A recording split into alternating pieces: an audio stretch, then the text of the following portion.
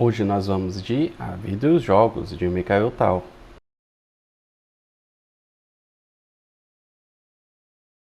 Seja bem-vindo, esse é o canal Felipe Xadrez e hoje, pessoal, vamos para mais uma partida do livro A Vida e os Jogos de Mikhail Tal. Na partida de hoje, Tal joga contra... deixa eu olhar a colinha aqui que o nome é difícil. O nome do jogador, pessoal, é Polugaevski. Olha que nome aí, bem diferente. Essa partida ocorreu durante o torneio soviético de 1959, mas antes da gente ir para o tabuleiro, você que está chegando agora já aproveita, se inscreve no canal, ativa o sininho, porque toda vez que sair vídeo novo o YouTube vai te notificar. Pessoal, deixa o like é muito importante, ajuda bastante na divulgação do vídeo. E para quem curte o conteúdo do canal, considere se tornar membro e apoiar o canal. Sem mais delongas, bora para o tabuleiro. Pessoal, vamos manter a visão das brancas, porque o Tal aqui está jogando de brancas e o Polugaevski está jogando de pretas. O Tal aqui, ele abre com E4, peão rei. O Polugaevski responde com C5, cavalo F3, D6. A gente vai aqui para siciliana, D4, C toma D4, cavalo toma D4. A variante aqui aberta da siciliana. Cavalo F6, cavalo C3, A6, bispo G5, cavalo de BD7, bispo C4, dama em A5, dama D2, E6, roque. Um lance aqui que eu acho que o Polugaevski, eu acho que eu errei o nome, né? Eu vou chamar ele de Lev, tá, pessoal? Porque o nome dele é Lev Polugaevski. Então vou chamar de Lev pelo primeiro nome que fica mais fácil, tá bom? O Lev deve ter ficado feliz aqui, porque nessa variante, deixa eu voltar, né? O mais comum, que é teoria, tá, de abertura, é fazer grande roque e não roque. E para as pretas aqui é melhor fazer o roque pequeno também, porque a gente já tem uma estrutura meio detonada aqui de peão, já avançada. Então para as pretas é melhor fazer aqui o roque pequeno. E se as brancas fazem roque pequeno, que nem o Tal fez, é melhor, né? Roque em alas opostas, né, aí trazem partidas muito agressivas. Para fazer o roque pequeno aí foi melhor Polugaevski ou Lev. Mas aqui em teoria de abertura, se a gente fosse seguir a abertura mesmo, na teoria, seria depois de grande roque B5, bispo B3, bispo B7, torre de H em E1, e eu acho que, se eu não me engano, aqui acaba, tá, a teoria de abertura. Mas o Tal fez roque. Seguindo aqui, o Lev seguiu com bispo em E7, agora todo feliz, né? Desenvolvendo para fazer o roque pequeno também. Torre de AD1, cavalo C5 atacando o peão central. Torre de F1 defendendo, bispo B7, A3, dama em C7, porque o A3 aqui trouxe ameaça de tentar um duplo, então é melhor recuar a dama. B4, avançando do mesmo jeito, atacando o cavalo, cavalo em A4, cavalo toma em A4, bispo toma em A4. E agora um lance brilhante de Mikhail Tal, pessoal, bispo toma em A6. E por que esse lance é brilhante? Pode não parecer, porque só, Felipe, o Tal tá entregando o bispo. Não, pessoal, não tá entregando à toa, tá? Aqui o Tal e as magias dele, ele está simplesmente destruindo a questão posicional das peças aqui das pretas. Porque a gente vai ver mais à frente, vocês vão entender. Mas o que acontece? Aqui não tem como recusar esse bispo, tá? Então o Lev, por exemplo, capturou, ele fez F toma em E6, mas a gente tem cavalo toma em E6, e agora já ataca a dama, já ataca aqui o peão de G7.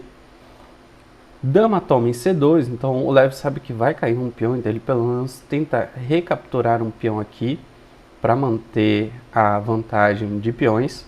Mas o Tal faz dama em D4, mantendo aqui a pressão no cavalo de F6, que está atacado pelo bispo também. O Lev continua na luta, pessoal, aqui com rei em F7, trazendo mais uma peça para defender o cavalo. Torre C1 atacando a dama, dama em A2, E5 trazendo uma nova ameaça para o cavalo, D toma em E5, dama toma em E5, dama toma F2 cheque. Aí você pode estar falando, Felipe, o Lev enlouqueceu? Não, não enlouqueceu, pessoal. Aqui Pode não ser o melhor lance na posição, mas tem fundamento esse lance. E qual é o fundamento? Tem que tomar de rei, tá? Não tem outra, então depois de rei toma em F2. Temos aqui cavalo G4, cheque, aqui recuperando a dama. Depois de rei em G1, não se espantem, tá? O melhor lance na posição mesmo. Tem cavalo toma em E5. E agora a gente vai com uma troca frenética de peças, aonde o tal vai recuperar a peça menor sacrificada. E a sequência é torre toma em E5, bispo toma em G5, cavalo toma em G5 e rei G6, tá? Para quem tá com dúvida, pessoal, não adianta nada fazer aqui rei em F6, porque teria aqui, por exemplo, torre em C5 defendendo o cavalo aqui e não ia adiantar de nada, tá? O lance de rei em F6, só ia perder tempos. Na sequência, o tal segue aqui com cavalo em E6, torre de H em E8, atacando o cavalo, torre em E3, torre de AC8, aqui o leve desesperado, quer trocar peças, porque para ele tá complicado, muito mais pela questão da atividade das peças, ainda mais porque o rei dele tá meio cortado na posição. Então aqui o tal, claro, não vai trocar, né? Ele sai com torre em F1, mantendo o rei do leve cortado, bispo em B5, atacando a torre, mas aqui não dá tempo, né?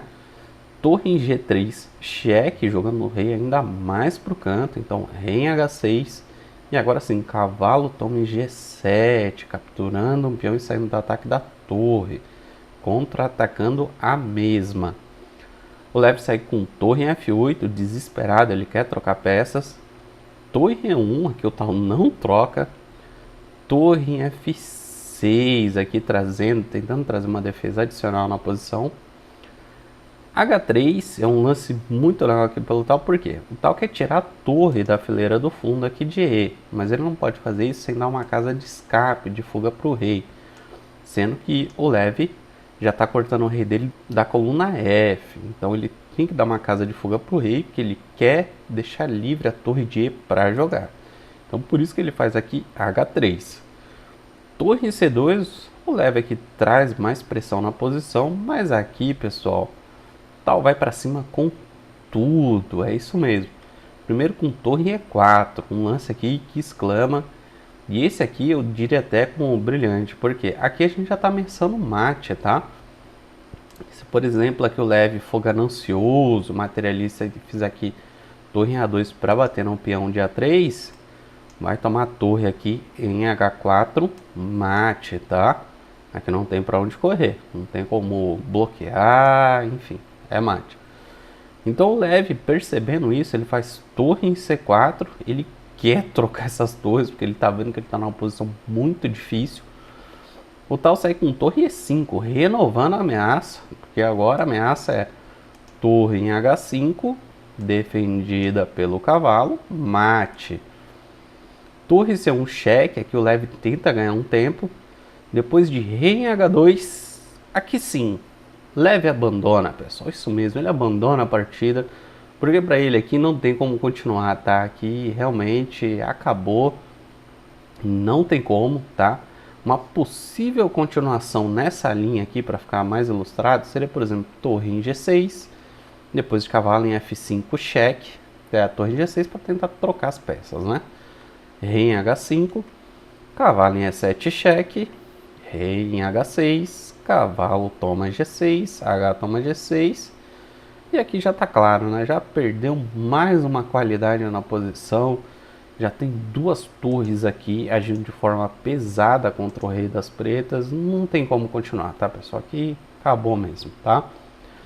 Então vamos dar uma olhada agora no relatório do chess.com para a gente ver como ficou essa partida. A precisão do tal, pessoal, ficou em 91.9, uma bela de uma precisão. E do leve ali ficou em 85.3. E a gente pode ver aqui pelo gráfico que o tal nunca ficou mal na partida, né? Teve aqui uns erros que o leve cometeu, o tal não soube aproveitar, igualou a partida de novo ali no meio jogo. Mas aí o leve cometeu um erro aqui indo para o final e aí não teve jeito, o tal não perdoou e arrematou a partida. De lances aqui a gente pode observar que o tal conseguiu, né, fazer um lance brilhante, aquele lance de bispo, que diga-se de passagem, Eu, por exemplo, na análise da partida nem considerei aquele lance. Quando eu vi, eu quase caí para trás. Mas a gente vê que foi um lance incrível, onde o Tal conseguiu a iniciativa e soube aproveitar ela até o final. Então, bora pro tabuleiro, pessoal, que eu quero destacar esse lance aqui do leve. Estamos indo aqui, pessoal, para o 31º lance. Depois de H3, dando uma casa de fuga pro rei aqui. Tá muito esperto dando uma casa de fuga pro rei dele. O leve cometeu o erro com torre em C2, tá? Tentando pressionar aqui o peão de G2. Ou mesmo tenta trazer a torre aqui para A2 para bater no peão de A3. E o que acontece? O problema é que esse lance aqui dá tempo do Tal tentar entrar linhas de mate, como a gente viu, por exemplo, com torre em E4. O que seria melhor aqui para o leve? Deixa eu voltar aqui. Ao invés de fazer torre em C2, seria fazer, por exemplo, bispo aqui em D7. Por quê? Não fica tão claro, tá? Mas a ideia é a seguinte, se por exemplo, torre aqui em E7 atacando o bispo, a gente teria a torre C1 cheque, depois de rei em H2, torre em D1, protegendo o bispo, e aqui a gente não está entrando em linhas de mate, tá? Aqui tá ok. Se, por exemplo, ao invés de torre em E7, deixa eu voltar aqui, o Tal fizesse, por exemplo, torre em E4, tentando entrar naquelas linhas de mate, aqui o bispo, por exemplo, ele está vigiando a casa aqui de F5, então a gente não tem aquele lance de cavalo, muito incômodo na posição. Torre G6 aqui, tentando uma troca de torres, lembre-se que o peão está protegendo a torre aqui. E aqui a gente tem uma posição ok, uma posição tendendo ao equilíbrio. Nenhum dos dois jogadores aqui tem alguma vantagem considerável, é claro. Vai estar na corda bamba ainda, tem muito jogo pela frente, mas pelo menos aqui ambos os jogadores vão dar muito trabalho um ao outro, tá? Porque como eu disse, aqui está tendendo a um empate. Pessoal, o vídeo de hoje foi esse, espero que vocês tenham gostado. Eu desejo a todos vocês bastante rate, uma ótima semana e a gente se vê no próximo vídeo. Valeu!